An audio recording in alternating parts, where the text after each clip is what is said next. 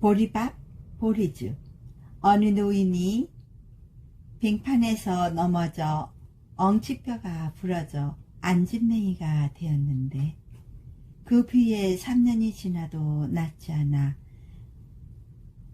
염증이 생기고 구더기가 생길 정도였다.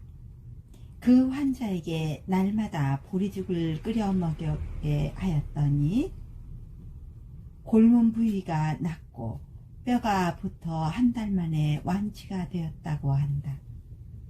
이처럼 보리에는 염증을 치료하는 힘이 강합니다. 보리에는 섬유질과 칼슘이 풍부하여 레슬링 선수들이 인대가 늘어나거나 십자인대가 터지면 보리죽을 먹으면 잘 낫는다고 한다. 작은 근육이 약해 유산하는 산모도 보리밥을 즐겨 먹으면 근육이 강해져 유산하지 않고 누케닉과 같은 근육 무기력증도 보리밥을 먹으면 극복할 수 있게 된다. 요즘 디스크, 척추 협착증, 관절염과 같은 뼈나 근육의 병이 많은데 섬유질이 적은 부드러운 음식을 먹기 때문이다. 필자 척추 협착증으로 고생할 때 우연히 알게 된 것은 바로 보리밥이었다. 이 고질적인 병이라고 보리밥을 상식하면 뼈와 근육이 강해져서 쉽게 나을 수 있습니다. 보리죽은 신종플루, 유행성 감기, 독감, 천연두에도 좋은 예방약이 동시에 치료약입니다. 옛날에 마마 유행하던 쌀밥, 고기밥을 먹던 왕족들이나 귀족들을 싹 쓸어버렸지만 보리밥에 시래기국을 먹은 서민들은 비켜갔다는 것이죠. 1917년도 조류독감에도 죽어갈 때 가마솥에 보리죽을 끓여서 퍼주면서 먹게 하였더니 다 나았다고 합니다. 그만큼 보리의 성질은 따뜻하고 체질을 개선하고 면역성에 탁월합니다. 의사에 의하면 보리의 성질은 차다고 했는데 이는 보리가 염증을 제거하는 함염작용 때문에 해열이 되는지 냉해제가 하는데 절대로 아닙니다.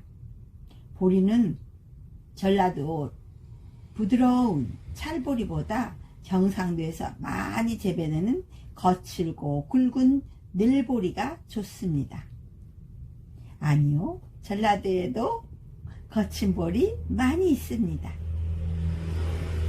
보리는 미네랄과 섬유소에 제대로 흡수하면서 푹 퍼진 보리밥이거나 그걸 한 번 더 끓인 보리죽이어야 합니다.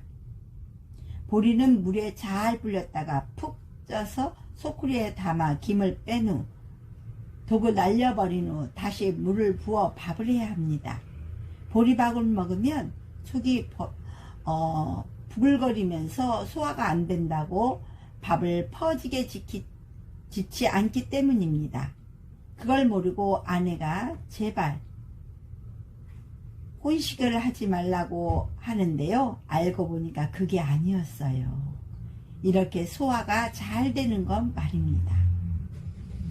식감을 위해 보리를 쌀이나 잡곡을 조금 넣어서 먹어보는 것도 괜찮습니다. 보리죽을 끓였을 때는 이렇게 지은 보리밥에다 물을 부어 오랫동안 끓여서 보리 알갱이가 6배 정도로 퍼져서 섬유소가 녹아나야 우리 몸에 제대로 흡수됩니다. 그래서 환자들은 보리밥도 좋지만 흡수력을 위해 반드시 보리죽을 끓여서 먹도록 해야 합니다. 그러나 보리의 튀밥은 섬유소가 파괴되었기 때문에 그리 효과가 없다고 합니다. 식사 준비하는 걸 보면 씹지 못하는 노인들이 있는데요. 음식에 대한 고정관념 때문에 그들은 전혀 고려하지 않는 결과도 있습니다. 음식은 옛부터 그대로 무김치, 손도 못 대보고 다른 걸 우물우물 삼키거나 밥하고 국만 먹는 노인들도 있습니다. 이제 노령화 시대에 음식 문화가 달라져야 합니다. 한 주간에 먹은 김치나 멸치 같은 밑반찬 대략 믹서기에 담아놓고 과일도 그대로 그렇게 해야 합니다. 좀 이상하네.